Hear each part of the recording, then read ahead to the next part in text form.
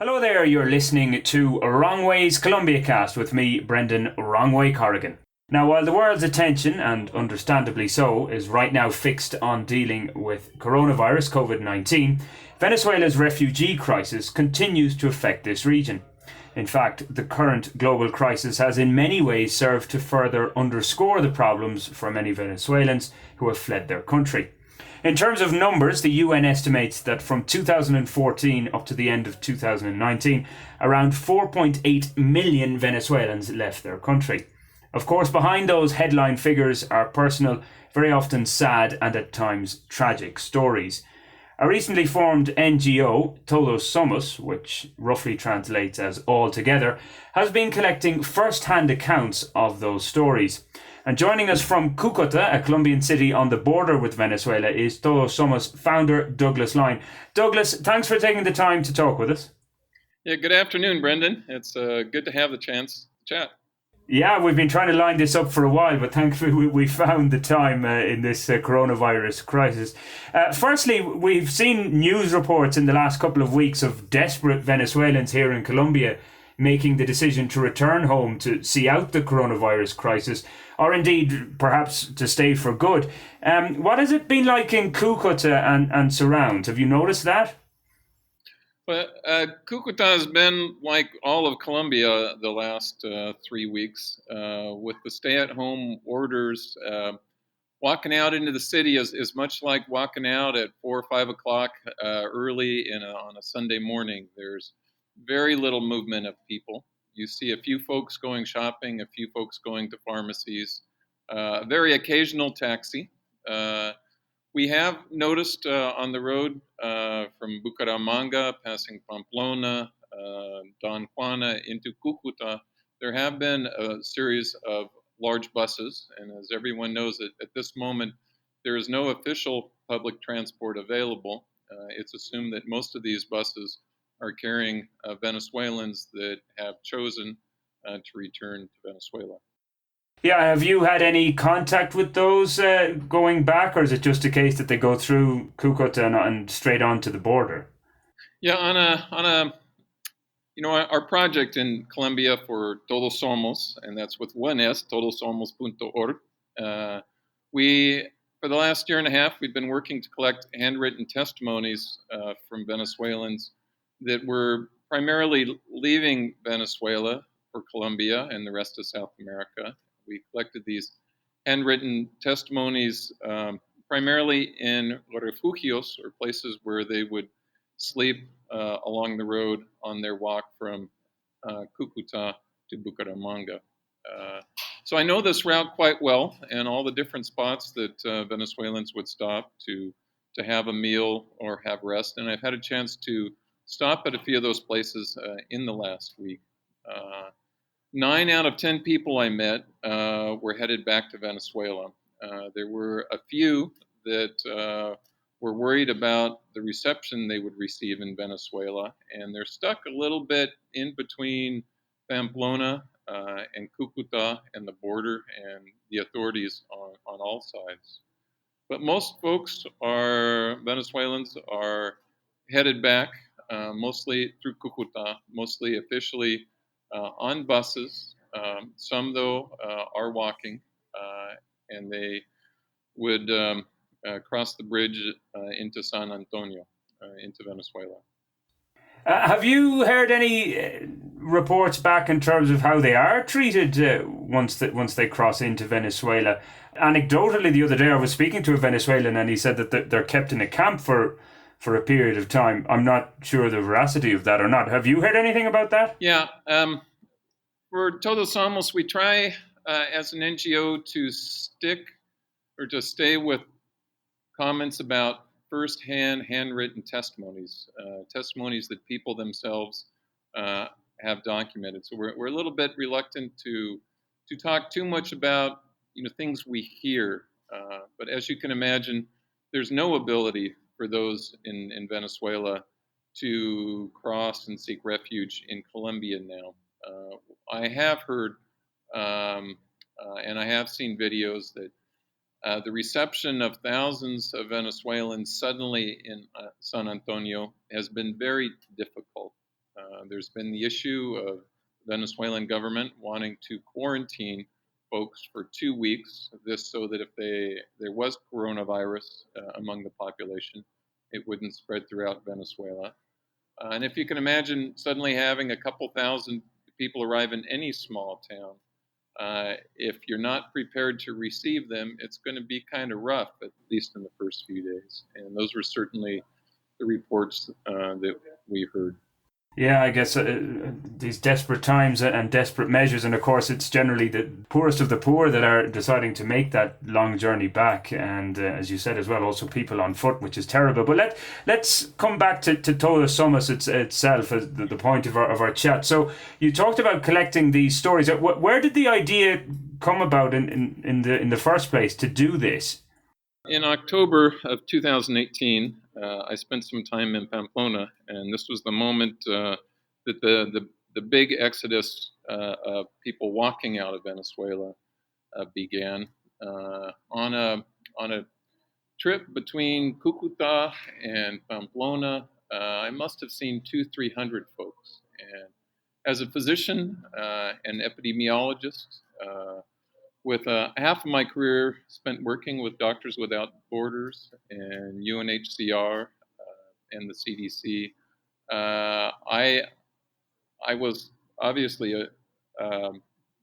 quite curious to get more of the story. And in October 2018, we left a, a book. They call it a book of actas, a book with numbered pages in one of the refugios or albergues where these folks would stay at night. And we asked people to write their story, why they left, what it was like crossing from Venezuela into Colombia through the illegal crossings, the trochas, how they were treated by Colombians when they were in Cúcuta, how they'd been treated by folks along the way.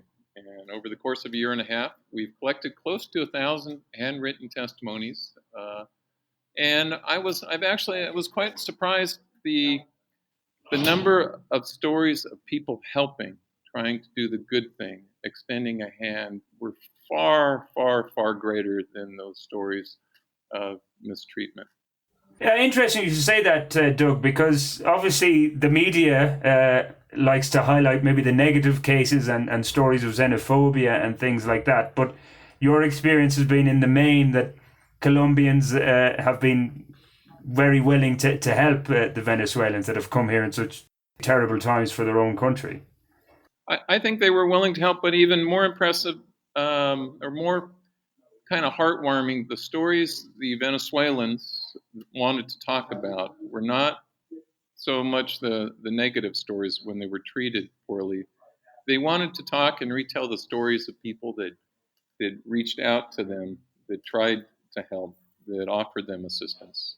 And I thought that was quite surprising. I have to admit, I thought that we would hear things that were really much darker. And for the most part, all of those that I encountered over the year and a half visiting these refugios, sitting and talking to Venezuelans, they were people that were trying to have a chance.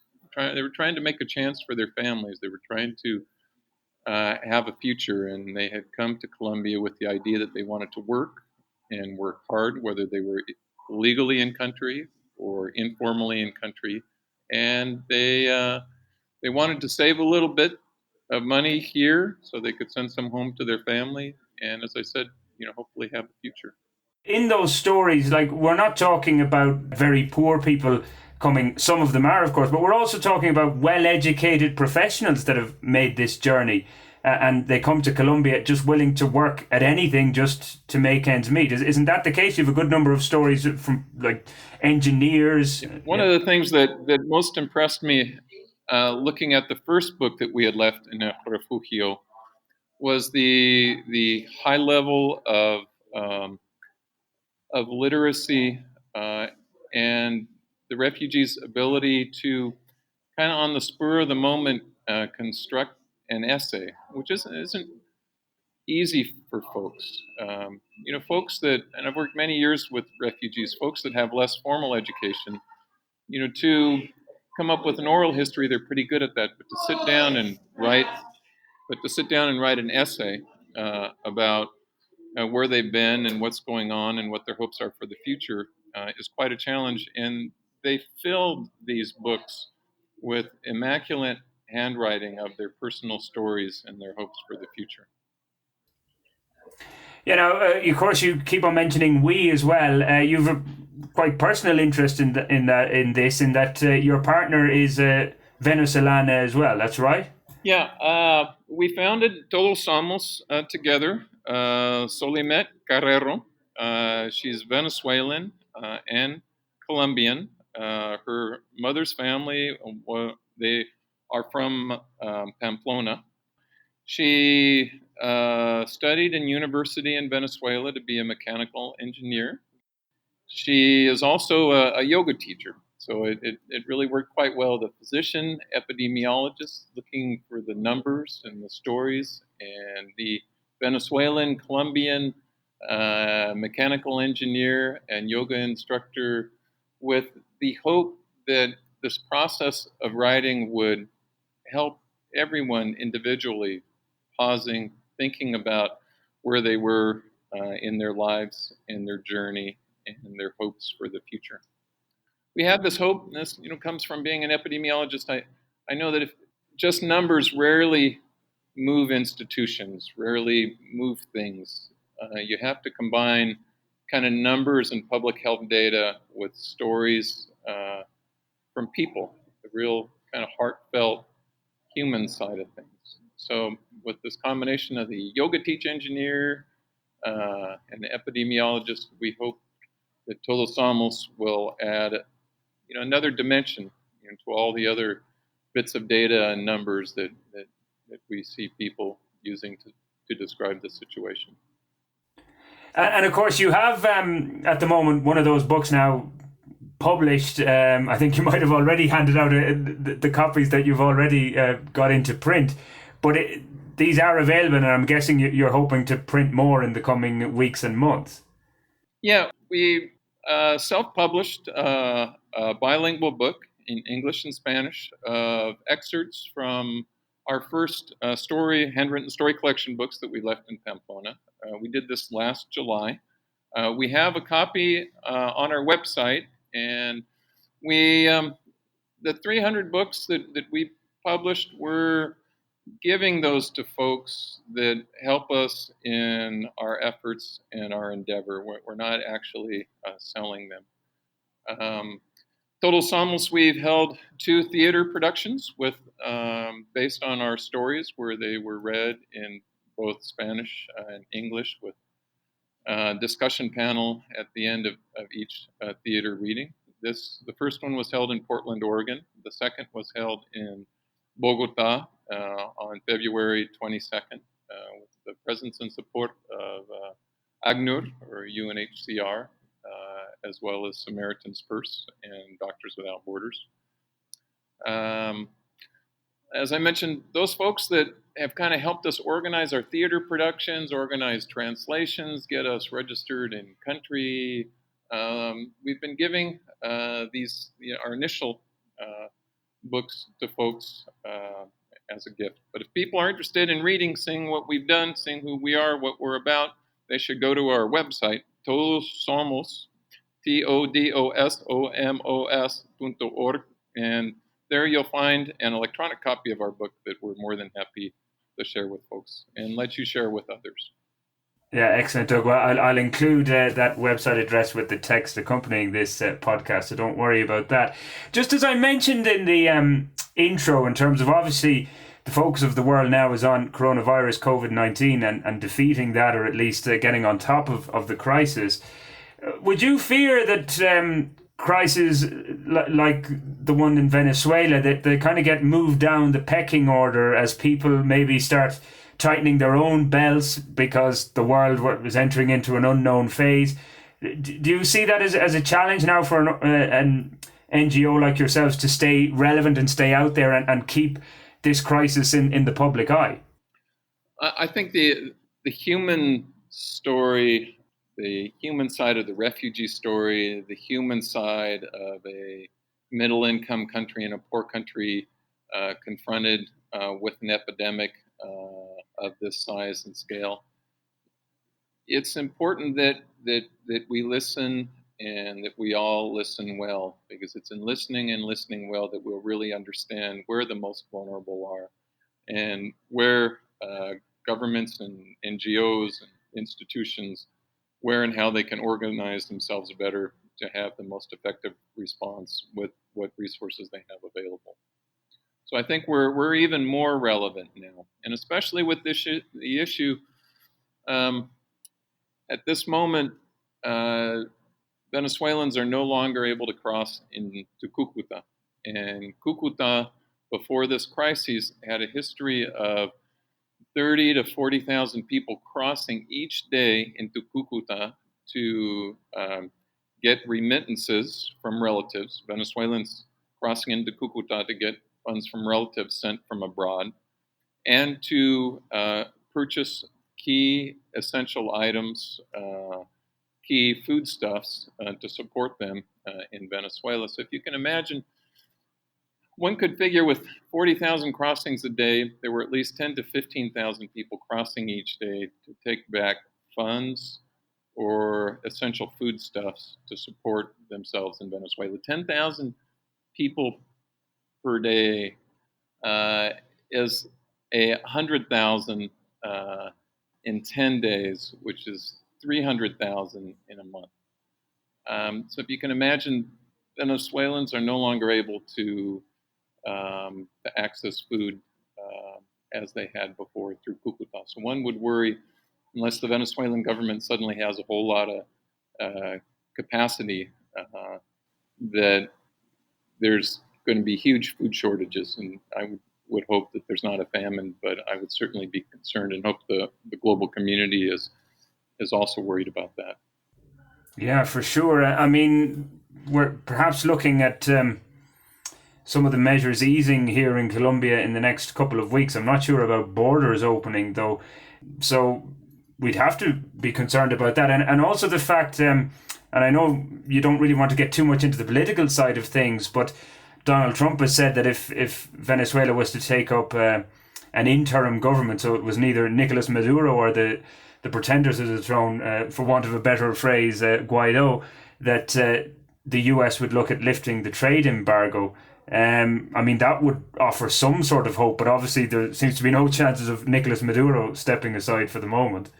Yeah, as a medical doctor and epidemiologist, I like to stay away from politics, and I like to do the best for the patients I see one-on-one, and do the best I can for populations, when we have available data that helps us to understand kind of what they're facing.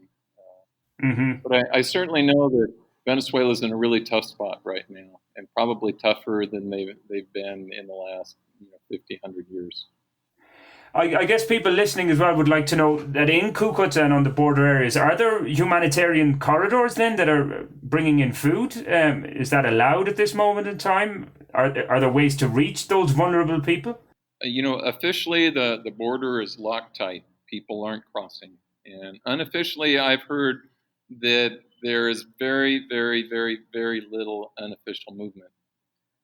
Yeah, it's a very different place than it has been for many, many, many years. If you can imagine, folks have developed patterns of ways to survive and get by. And with this stay-at-home kind of order on both sides of the border, people don't have the flexibility they might once have had in using options and connections and little bits of work here and there, and collecting remittances. They don't even have that available to them. So it worries me, of all the things that I see on the border and with populations now. That probably worries me the most in terms of the number of affected people. Yeah, for sure. Just in terms then of Todo Somos, your NGO going forward, I mean, in terms of collecting the stories, one would hope that in a few years' time that this refugee crisis and the crisis in Venezuela has subsided and people don't need to be fleeing the country. Is your plan, though, to stay there and what is exactly the long-term plan? I imagine even if there's fresh elections and there's a change or a continuation of the current government, that this area will be under a good deal of stress for the next 3 to 5 years. And I think it's also an important global story here of like why things have not worked in Venezuela. What is at the root of all of it? What part do sanctions play? What part does a model of government or governance play? What happened in Venezuela? And the title of our first book we turned out was "Que Pasa Venezuela," and purpose was to take these stories of listening to people and put them in a book to help at the first level generate these questions, and then at the second level contribute to a good analysis of what and why things are like they are. And to specifically answer your question, I will be here at least 2 years, and I imagine it's going to be a lot closer to 5. Okay, yeah, well, and hopefully by the time that those 5 years come along, that things will be much better. That's the hope that we have. Just finally, I noticed, I think it was on the website or maybe in that first book, Que Pasa Venezuela, you had your favorite quote as "Sunlight is the best disinfectant." These days that we're all told to be locked up in our houses due to coronavirus, as an epidemiologist, do you think we might be better getting out and about every now and again? Oh, I think sitting out in the porch where you're an appropriate distance from other people and taking a little sunshine and fresh air is good for all of us. We have to keep our humanity in all of this, and we have to be an appropriate. We have to have an appropriate amount of paranoia and care, but we can't get too carried away. And it's we're humans on a planet, and if you're sitting out on your porch, safe distance from other people, it's a good moment to reflect on and appreciate this gift of life that we've all been given. Yeah, indeed, and I guess the other thing is as well, those of us fortunate enough to have a porch to sit out on as well. But yeah, coronavirus, that's something I guess we could do another episode on completely as well, Doug. But look, thanks a million for taking the time from Cúcuta to talk to us. And again, just to remind us all, the website is todosomos.org with one S, TODOSMOS.org. Yeah, and I'm sure you're willingly accepting all sorts of help that you can get. Yep. Okay then, Doug, thanks a million for that. Douglas Lyon of Todo Somos, the NGO, giving the world notice of the Venezuelan refugee crisis. That is our lot for this episode. If you do want to get in touch with me, you can find me via Facebook at Wrong Way Corrigan blog or the Twitter handle WWay Corrigan. But until the next time, ciao ciao.